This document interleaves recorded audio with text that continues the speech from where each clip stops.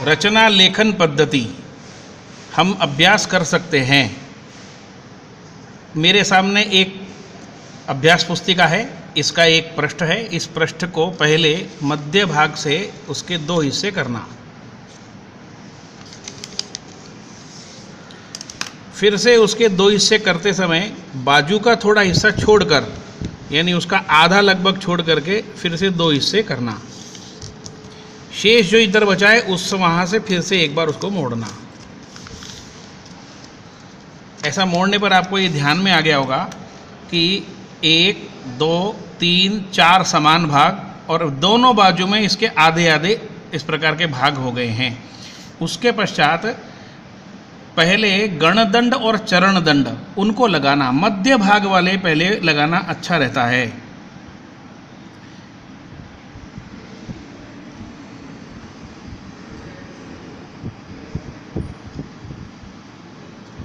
उसके बाद उसके बाजू वाले लगाना चाहिए।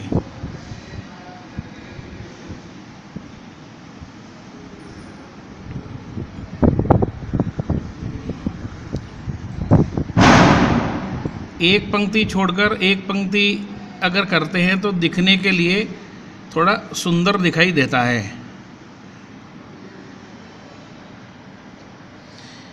ये लगाते समय आप छोटी स्केल का उपयोग भी कर सकते हैं, उसके कारण ये बिल्कुल सीधा आएगा और भी इसका सौंदर्य बढ़ जाएगा। इसके बाद जहाँ चरण दंड लगाना है वहाँ चरण दंड का स्थान लगाना। ध्यान रहे, चरण दंड की पंक्ति इस गण दंड के अंदर की साइड में ही चाहिए।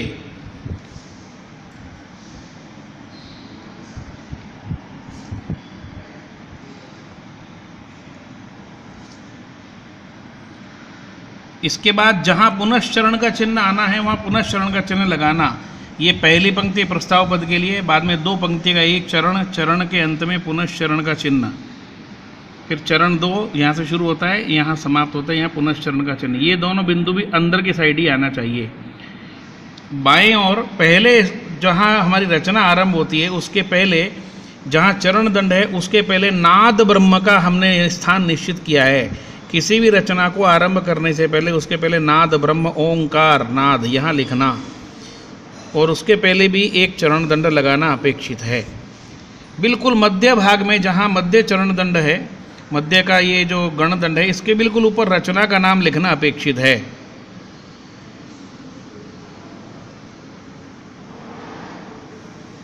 सुपाठ्य व सुलेख में ये आने से अच्छा रहेगा। प्रथम जहाँ पंक्ति है गणदंड चरण दंड की, उसके अंदर की तरफ वाद्य का नाम लिखना अपेक्षित है।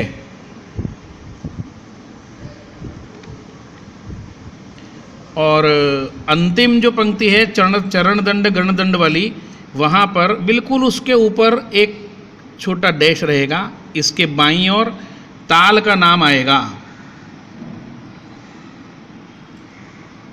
और दाहिनी ओर जितनी मात्राएं उसमें बजेंगी 1 मिनट में उसका उल्लेख रहेगा।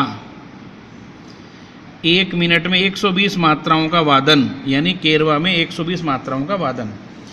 उसके बाद ये एक गण में 2 कदम का वादन है केरवा ताल में। ऐसे दादरा ताल में 3 कदम का वादन रहता है, तो 3 कदम मतलब 3 भाग करना, 2 कदम का मतलब 2 भाग करना। अब यहाँ केरवा हम लिख रहे हैं तो 2 भाग करते हुए लिखना, समान रूप से 2 भाग रहने चाहिए।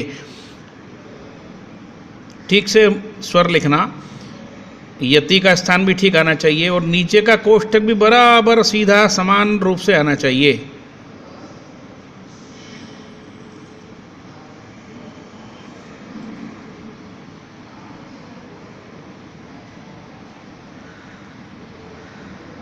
अब यहाँ ध्यान रखिए कि ये जो मंद्र सप्तक का चिन्ह है ये इस डंडे के बिल्कुल नीचे अपेक्षित है। यहाँ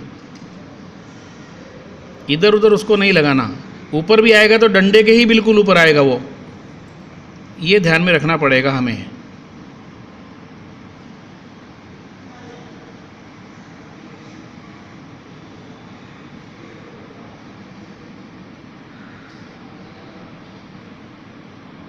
ये अपने रचना लिखने की पद्धति है। ये केरवा और दादरा ताल उसमें लिखने का समान है। खेमटा ताल में नीचे का कोष्टक नहीं आता, खेमटा ताल में अगर लिखना है तो बिल्कुल मध्य भाग में यहाँ पहले एक कॉमा लगाना, जिसको हमारे यहाँ कहते हैं गट चिन्ह, वो लगाना, उसके बाद में स्वर लिखने का प्रयास करना। तो ये अपनी लेखन पद्धति है। आप सब इसी पद्धति से लिखने का अभ्यास करें, ऐसी आपसे अपेक्षा है।